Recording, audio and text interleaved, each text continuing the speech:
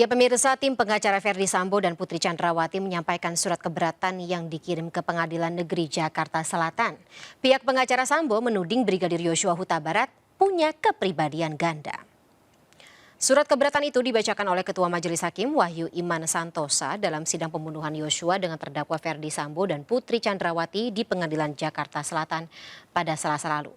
Menurut penasihat hukum Putri Chandrawati, Febri Diansyah, ada dugaan Yosua mengidap bipolar dan ini tidak bisa dipisahkan dalam kasus dugaan pembunuhan berencana yang saat ini tengah diadili. Sementara itu, hakim meminta tim pengacara untuk menyiapkan saksi yang bisa meringankan dan membuktikan terkait dengan tudingan ini. Dan tidak hanya itu pemirsa, mantan ajudan Ferdy Sambo Daden Miftahul Haq dalam kesaksiannya juga kerap menceritakan tentang kepribadian almarhum Yosua. Dalam kesaksiannya ia menceritakan Yosua pernah mengaku bosan dengan pekerjaannya hingga minta dicarikan pasangan. Sementara itu ajudan Ferdy Sambo Azan Romer mengaku pernah melihat Yosua menodongkan pistol ke arah foto atasannya. Kalau saudara Daden? Saksi Susi, asisten rumah tangga Ferdy Sambo dan Putri Chandrawati mengklaim bahwa almarhum Yosua semasa hidupnya bersifat temperamental dan pemarah. Hal serupa juga sempat dilontarkan Damianus Laba alias Damson, security di rumah Ferdy Sambo. Dalam kesaksiannya Damson mengungkapkan kepribadian Yosua yang disebutnya sering pergi ke tempat hiburan malam. Argumen-argumen negatif yang menyerang kepribadian Yosua itu seolah menjadi pembenaran mengenai skenario pelecehan seksual terhadap Putri Chandrawati. Saudara Kuat. Om Kuat berkata, oh Yos jangan naik satu langkah gitu. Terus ancamannya bagaimana? Atau kubu? Ya, saudara kan menjaga rumah. Pemirsa, sidang pemeriksaan saksi dalam kasus pembunuhan Brigadir Yosua memasuki fase baru, fase di mana sifat-sifat buruk almarhum mulai mencuat. Sejumlah saksi pun begitu kompak dan fasih menyebut watak-watak buruk Yosua tanpa ada satupun sifat positif yang disebut dan tentunya hal ini menarik perhatian banyak pihak. Benarkah ini adalah sifat asli Yosua atau ini hanyalah upaya melakukan criminal profiling untuk mendiskreditkan Yosua dan membenarkan ada kekerasan seksual yang dilakukan oleh Yosua? Kita akan bahas lebih lanjut pemirsa. Bersama kami sudah bergabung malam hari ini Yonatan Andre Baskoro selaku kuasa hukum keluarga Brigadir J, Aprilia Supalianto selaku kuasa hukum Bribka Riki Rizal, kemudian Leopold Sudaryono selaku kriminolog dari Australian National University. Selamat malam Bapak-bapak. Selamat malam Mbak Fani. Baik, sehat semua ya kondisinya ya? Baik, sebelum kita memulai dialog, mungkin saya bisa kasih sedikit disclaimer untuk Bang Andre, Pak Leopold dan juga Pak Aprilia. Jika nanti ada pendapat dari masing-masing pihak yang kira-kira menurut Anda ingin langsung ditanggapi, monggo silakan langsung saja. Saya ke Bang Andre terlebih dahulu. Bang Andre, narasi menjatuhkan atau katakanlah mendiskreditkan Brigadir Yosua tampak terlihat begitu kompak, begitu seragam, begitu sama dalam satu pekan terakhir. Apa insinuasi yang Anda tangkap? Ya, menurut saya itu adalah fitnah yang sangat keji. Yang pertama, nyawa telah dibunuh, kemudian sekarang karakter almarhum juga dibunuh. Karena apa yang disampaikan menurut saya itu bertolak belakang sekali dengan kenyataan yang ada. Dan itu tidak mendasar. Seperti yang dibilang berkepribadian ganda, bagaimana ceritanya punya kepribadian ganda. Dia lulus polisi dan dia mau sekolah perwira kok. Terus kemudian ada yang ngaku-ngaku pernah curhat. Sedangkan dekat juga enggak sama itu ajudan, hanya sebatas ajudan.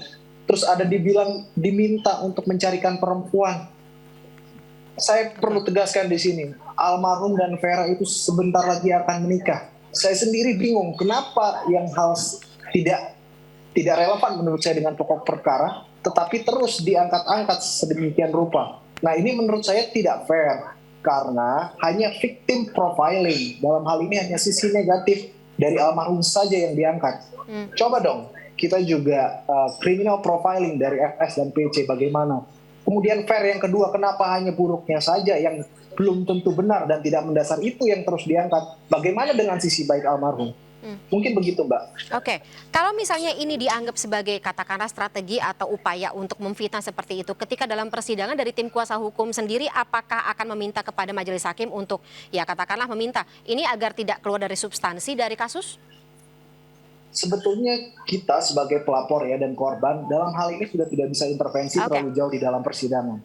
Sehingga memang lebih dititik beratkan kepada jaksa penuntut umum dan majelis hakim. Tetapi dalam hal ini majelis hakim bisa memutuskan untuk memanggil ahli mungkin untuk dilakukan assessment terhadap psikologi forensik. Kan itu senjatanya yang terus diangkat. Ada bukti dari psikologi forensik, silakan periksa juga yang lain secara objektif dan transparan. Menurut kami begitu, Mbak. Baik. Saya ke Pak Aprilia. Pak April, kalau misalnya dari kesaksian klien Anda sendiri, dari Ricky Rizal, apakah pernah mengatakan dia mengenal sosok Yosua seperti apa, mengenal sosok korban seperti apa, pernah ada yang diceritakan, dicurhatin seperti itu? Pak April, monggo di-unmute. Tampaknya masih di-mute Bapak, layar Bapak.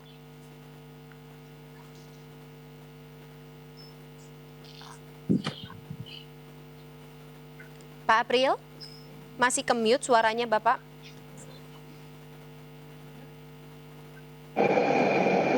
Halo, Iya, monggo Bapak, suaranya sekarang sudah jelas. sudah jelas ya? Ya. Jadi gini, Mbak Fani, mendengar dari apa yang disampaikan tadi, saya agak kaget juga. Kemarin juga cukup mengejutkan saya ya dari perkembangan ini. Di dalam konteks pembelaan itu boleh-boleh saja, sah-sah saja, dan saya kira menjadi kewajiban siapapun dalam posisi sebagai penasihat hukum terdakwa ya untuk melakukan pembelaan. Tapi tentu kalau kami ini sebagai PH-nya Ricky gitu ya, pembelaan kami concern pada apa yang dakwaan jaksa, pada apa yang menjadi rangkaian peristiwa pidana ini, tidak keluar konteks dari itu. Kami tidak mau ke sana. Dan kalau kemudian sekarang ada persoalan yang mengangkat hal-hal yang negatif tentang korban ya, tentang Yosua ya, saya tidak mengerti arahnya kemana itu. Tapi yang jelas klien kami Ricky tidak pernah menceritakan hal-hal yang buruk tentang Yosua. Tapi kalau misalnya ini tidak, kalau Bapak anggap keluar substansi, kemarin waktu persidangan tim kuasa, timnya Bapak juga ini kemarin sempat ada mengulik kepribadian Yosua juga, kemudian juga ya katakanlah dari Ricky Rizal tersebut. Untuk hal itu substansinya apa Pak? Begini, kalau kami coba mengangkat hal kepribadian Yosua, tidak dalam konteks kemudian sampai menilai Yosua itu punya kepribadian ganda, melakukan kebiasaan-kebiasaan yang negatif dan seterusnya. Kami fair saja ya. Posisi Yosua itu adalah ajudan dari FS, ajudan dari PC, cukup lama, dipercaya dan seterusnya. Tentu tidak dalam posisi yang yang bisa diragukan kalau memang seandainya bersangkutan itu memiliki kepribadian yang tidak baik sebagaimana yang sekarang mencoba diangkat gitu. Itu yang kami yakini. Jadi kalau kami kemarin mencoba mengangkat sedikit atau menyoal tentang kepribadian tidak dalam posisi seperti yang dinyatakan tadi itu. Enggak sama sekali. Kami ingin mendudukkan persoalan ini secara proporsional, pembelaan kami proporsional, sesuai dan mengacu kepada surat dakwaan jaksa. Itu saja. Nggak ikut-ikut narasi yang dikembangkan oleh ajudan dan juga ART ya?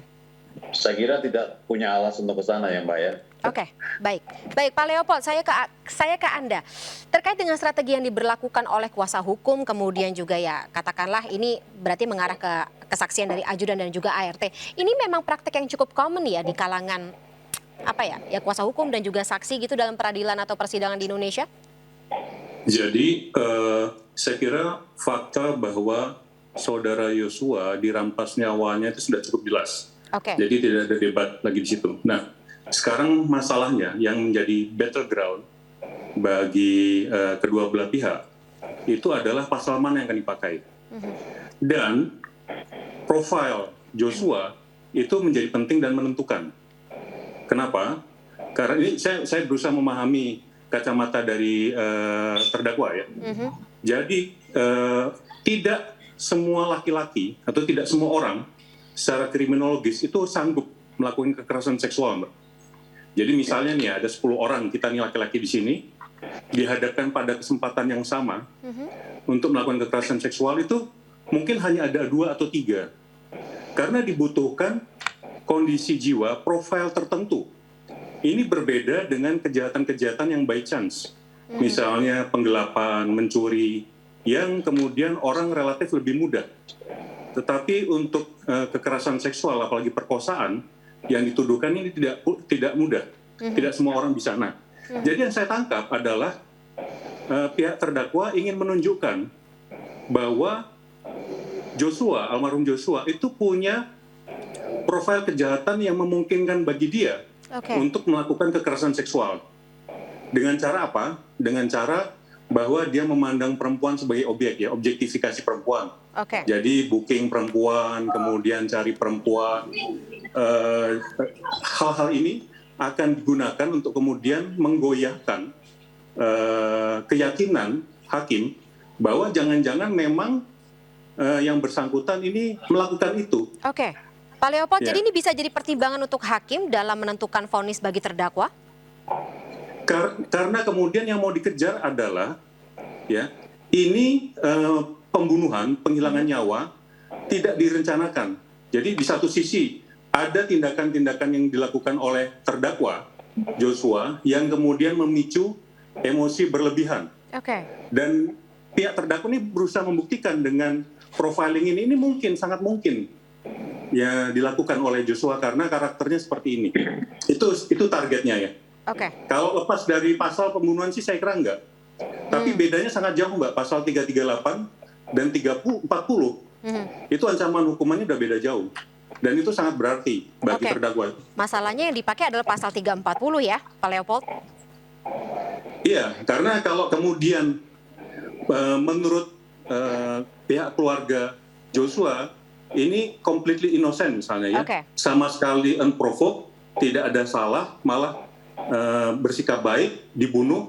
Nah, ini menunjukkan ada persoalan, ada perencanaan di FS. Baik. Sementara FS berusaha memperlihatkan bahwa ini ada tindakan sebelumnya karena karakternya seperti itu. Baik Pak Leopold. Saya ke Bang Andre. Bang Andre, kalau misalnya itu strategi yang diberlakukan oleh kuasa hukum PC dan juga Sambo, kira-kira strategi apa yang akan jadi counter attack dari tim kuasa hukum Anda?